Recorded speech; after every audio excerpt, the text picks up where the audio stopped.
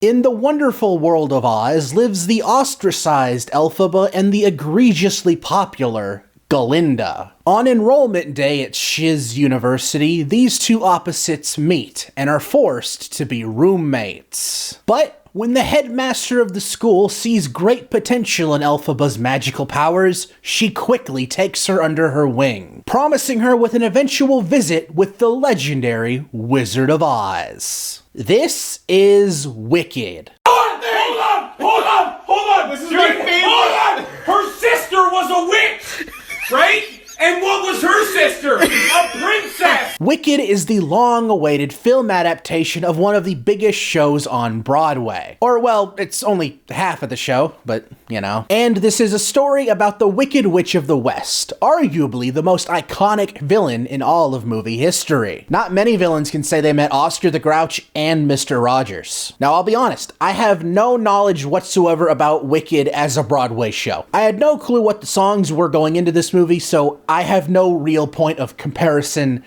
at all with this film. The only prior knowledge I really have on Wicked is the South Park episode about it. And maybe that's not the best place to get my knowledge about the play.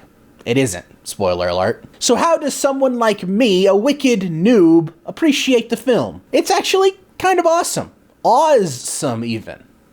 You can leave now, I understand if you want to. I was honestly quite surprised by how much I actually enjoyed this film. Leading this film is Cynthia Erivo and Ariana Grande, who play Elphaba, the Wicked Witch of the West, and Glinda, the Good Witch of the North, respectively. I swore up and down I was getting gaslit by the movie as I was watching it. I was convinced her name was Glinda for the longest time. But the film is apparently smarter than me, which isn't very hard. Of the two, though, Cynthia Erivo is absolutely the standout. She perfectly captures a human portrayal of one of the most iconic villains in film history. And her singing is damn near powerful. Ariana Grande's great too, but maybe just a bit too ditzy at times for my liking. It's almost like she came off the set of her Nickelodeon sitcom at times, and I'm like, okay, I get it. But I bet that changes substantially in the second film. And as a diehard Jurassic Park fan, I have to make mention about Jeff Goldblum, who is great as well. He isn't in the film much, but I bet that's again something that they will remedy in the second one. Now, I have never watched the actual play of Wicked or listened to any of the music. In fact,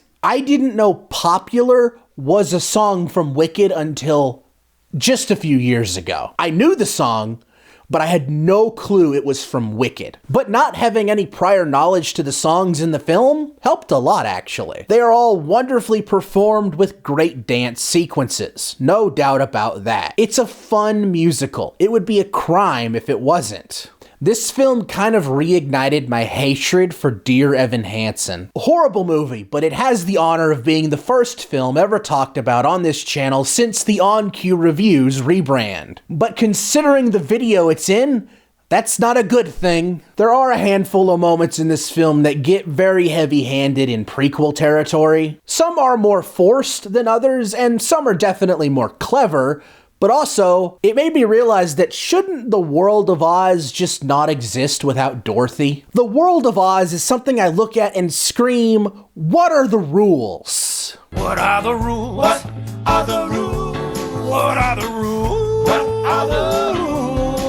This is also a problem in one of my biggest guilty pleasure films, Oz the Great and Powerful. So if it didn't take away from that movie, it won't take away from a significantly better film like this one. Now, I'm not the biggest fan of prequel nods, but I would be okay with seeing Wicked Part 2 tackle the storyline I really want to know. When did Scarecrow get a gun? I mean, I get it. Who needs courage when you have a gun? Yes, I know, Scarecrow was the brains guy, Lion was the courage guy.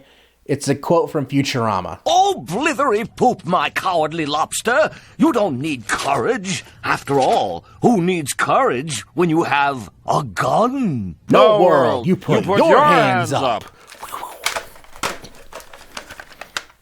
You know, for a 2-hour and 40-minute movie, this didn't feel like it in the slightest. On top of being extremely entertaining, it's remarkably well-paced. And it's only half the play. You know me, I'm pretty picky when it comes to my two-parters, but I think this really stuck the landing. Bold claim incoming, I think this film made me more excited for the part 2 to come than Dune Part 1 did for its Part 2. Bold claim, I realize that.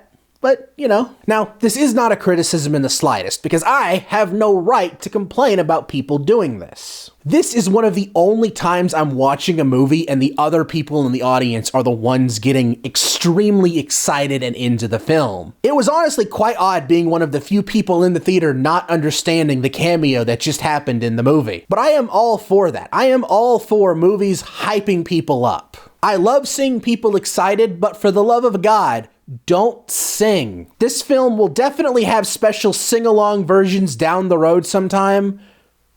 Do that there, not at a regular screening, please. That's all I ask. But I was quite surprised by how much I enjoyed Wicked. It's a great way to revisit the Land of Oz and has some fantastic performances and musical numbers. I mean, it's no Muppets Wizard of Oz, but really, nothing can be.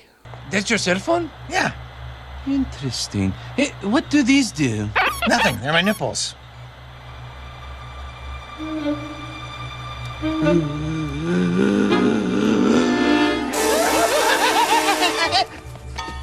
feel dirty!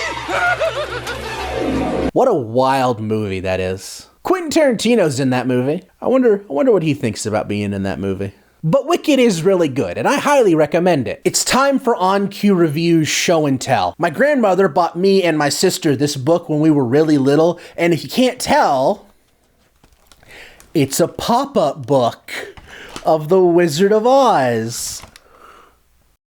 It has seen better days. Some of the pages don't work as well.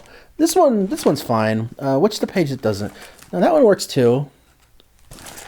It's the first one. Yeah, this one doesn't work as well. The tornado fell off, but yeah, this is still a fun little book. I like this page a whole lot because this comes with little green glasses.